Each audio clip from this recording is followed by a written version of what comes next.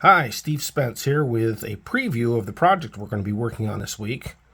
We have 4 of these lithium iron phosphate battery cells.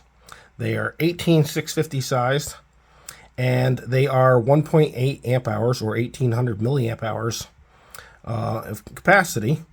And we're going to be putting 4 in series using the new LiFePO4 solderless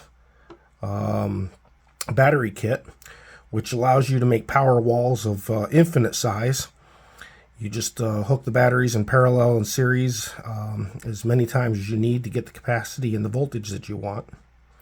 And of course, we're going to be using a BMS that's designed for lithium iron phosphate, not lithium ion.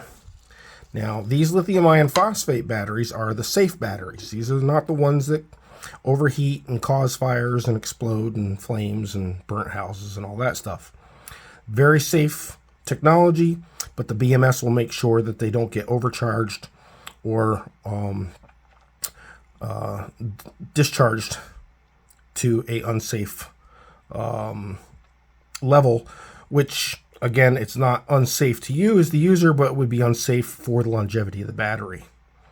So keep your eye on the channel. This is coming soon. Thank you.